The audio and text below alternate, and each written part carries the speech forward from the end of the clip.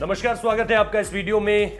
महेंद्र सिंह धोनी के संन्यास को लेकर अब एक और जो सबसे बड़ा बयान आया है वो ग्रेग चैपल का आया है। और ग्रेग चैपल, आप याद कीजिए उस वक्त पर जब महेंद्र सिंह धोनी नए नए टीम में आए थे और 2005 से 2007 का दौर जब ग्रेग चैपल भारतीय टीम के कोच हुआ करते थे, बड़ी उम्मीदों के साथ उन्हें लाया गया था। सौरव गांगुली का चुनाव था उनके नाम को बोर्ड तक पहुंचाने में और ये कहलवाने में कि मुझे अगला कोच यही चाहिए। सौरव गांगुली की जिद थी।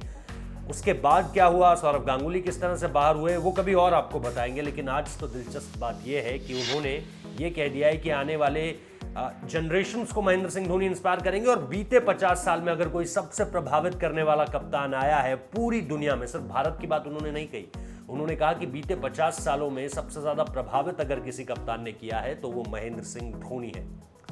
अब दरअसल उस दौर को याद कीजिए, 2005 से 2007 महेंद्र सिंह धोनी लगातार उनकी बैटिंग ऑर्डर पर शफल होता जाता था और कभी वो नंबर 6-7 पर खेलते थे, कभी वो नंबर 3 पर आकर बल्लेबाजी करते थे, कभी उन्होंने उन पोजीशंस पे भी बल्लेबाजी की है जिसके बाद ग्रेग चैपल ने ये लगातार कहा कि इस तरह की परफॉर्मेंसेस को अगर निकलवाना है महेंद्र सिंह धोनी से तो उन्हें टॉप ऑफ द ऑर्डर ही बल्लेबाजी करनी चाहिए। कल ही हमने आपको बताया था कि आरपी सिंह ने भी इसी तरह का बयान दिया था। उनका यही कहना था कि अगर महेंद्र सिंह धोनी अपने मुताबिक खेलते, अगर अपने आप को टीम से आगे रखते तो वो नंबर 4 या नंबर 5 पर बल्लेबाजी करते, नंबर 6 या नंबर 7 पर नहीं करते, क्योंकि वो हमेशा से नंबर 4 पर खेलना चाहते थे। चेन्नई सुपर किंग्स में के लिए भी महेंद्र सिंह धोनी ने यह बयान दिया है कि वो अब वो टीम में ऊपर खेलना चाहते हैं। पिछले 2 सालों से वो लगातार इसी तरह के बयान दे रहे हैं और बल्लेबाजी भी पहले के मुकाबले टॉप ऑफ द ऑर्डर कर रहे हैं। लेकिन ग्रेग चैपल का ये कहना अपने आप में एक संदेश साफ कर देता है। खासतौर पे इयान बिशप ने जिस तरह की बातें कही, नासिर हुसैन ने जिस तरह की बातें कही, जिस तरह से दुनिया भर से आवाजें आ रही हैं, चाहे फिर वो पाकिस्तान के ही क्रिकेटर्स क्यों ना हो जो महेंद्र सिंह धोनी का सम्मान कर रहे हैं। हालांकि पाकिस्तान क्रिकेट बोर्ड की इस पर एक अलग राय है। तो ये सारी की सारी चीज़ें अब जो सामने निकल कर आ रही हैं वो ये बताती हैं कि महेंद्र सिंह धोनी को संन्यास लिए अब काफ़ी दिन हो चुके हैं। 15 अगस्त को उन्होंने इस बात का ऐलान किया था और उसके बाद से लगातार प्रतिक्रियाएं आ रही हैं। हर कोई अगर किसी भी पूर्व खिलाड़ी या करंट प्लेयर का इंटरव्यू कर रहा है तो उनसे ये ज़रूर पूछ रहा है कि महेंद्र सिंह धोनी को आप किस तरह से याद करना चाहेंगे, आपके करियर पर उनका क्या असर पड़ा, या जो उनसे पहले खेल चुके हैं उनसे पूछा जा रहा है कि आप उन्हें किस तरह से याद करते हैं। तो बहुत पॉजिटिव फीडबैक है।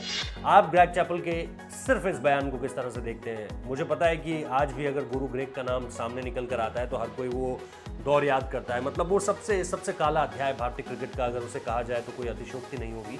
लेकिन एक दिलचस्प बात यह भी कि महेंद्र सिंह धोनी को टॉप ऑफ द ऑर्डर बल्लेबाजी कराने में बहुत बड़ा फैसला जो था वो ग्रेग चैपल का भी था। दादा का तो था ही, दादा का तो जो उसमें फ्रंट फुट था वो दादा का ही था। और वाइजैक वाली कहानी आप सबको पता है कि दादा टॉस कर आ रहे थे और उन्होंने टॉस कर आने से ड्रेसिंग रूम में पहुंचने के बीच ही ये सोचा कि आज धोनी को ऊपर खिलाना है। बैटिंग भारत को पहले करनी थी और धोनी आराम से रिलैक्स होकर बैठे हुए थे, लेकिन दादा ने उन्हें बोला कि तू आज 3 नंबर खेलेगा। तो उसके बाद एज दे से rest is history.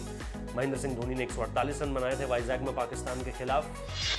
Greg Chappell ने महेंद्र सिंह धोनी को इस तरह से याद किया है कि बीते 50 सालों में कोई सबसे प्रभावित कप्तान हुआ है तो वो महेंद्र सिंह धोनी है। आपकी क्या राय है इस पर हमें ज़रूर बताइए, कमेंट कीजिए, लाइक कीजिए हमारे वीडियो को, सब्सक्राइब कीजिए हमारे चैनल को, नोटिफिकेशन बेल बजाना मत भूलिए और इस वीडियो को शेयर कीजिए। Thank you.